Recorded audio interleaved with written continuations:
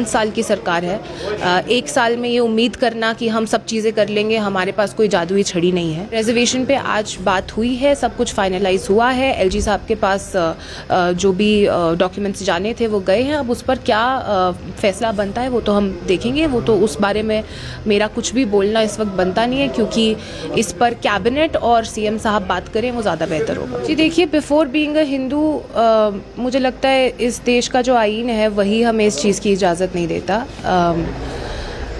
Education और जो ये सब चीज़ें हैं, जो रिसोर्सेज हमारे पास हैं, उसको आप रिलीजन बेस पे डिवाइड करेंगे, कास्ट बेस पे डिवाइड करेंगे तो फिर हमारा देश कहीं जाएगा ना। और सबसे बड़ी बात ये है कि हमारा कॉन्स्टिट्यूशन, यूनिवर्सिटी की खुद की पॉलिसी, ये सब इस चीज़ की इजाज़त नहीं देते। आपको एक स्टूडेंट को मेरिट बेस्ड सिलेक्ट करना है, आप उनको उनके रिलीजन पे बेस सिलेक्ट नहीं कर सकते। और अगर आप ऐसा करना चाहते हैं तो जैसा कि सीएम साहब ने भी मेंशन किया, आप पहले तो गवर्नमेंट एड वापस कीजिए, आप गवर्नमेंट एड लेना बंद कीजिए। जो लैंड आपने मुफ्त में गवर्नमेंट से एक्वायर करी, उस वक्त मांगी यूनिवर्सिटी के लिए, उस लैंड को पे ऑफ कीजिए।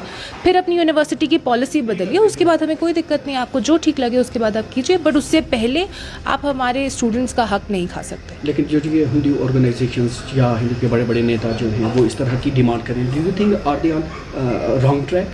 Absolutely, how are they not on a wrong track? आप किसी को उनके हक से हटा रहे हैं, उनको उनका हक नहीं लेने दे रहे हैं जस्ट बिकॉज वो आपके रिलीजन से नहीं है, तो उसमें तो सवाल ही नहीं उठता कि आप सही हैं या गलत। आप बिल्कुल गलत हैं।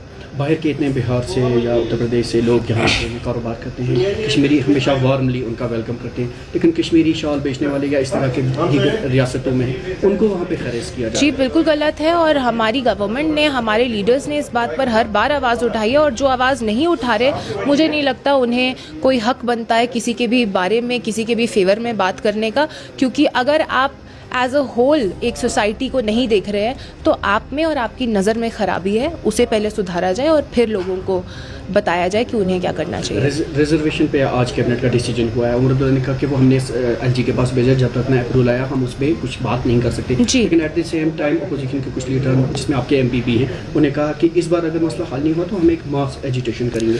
देखिए, एजिटेशन या किसी भी तरह की कोई भी बात अगर वो रखना चाहते हैं, उनका हक बनता है, वो रख सकते हैं, उनके उसके लिए हम किसी को नहीं रोक सकते।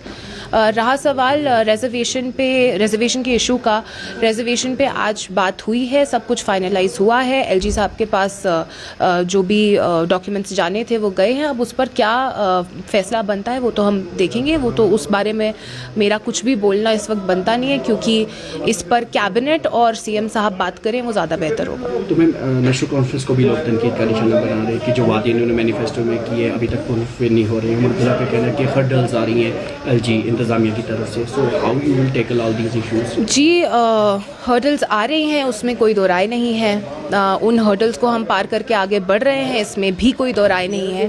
और रहा सवाल हमारे मैनिफेस्टो का, हम 5 साल की सरकार है। एक साल में ये उम्मीद करना कि हम सब चीज़ें कर लेंगे, हमारे पास कोई जादुई छड़ी नहीं है।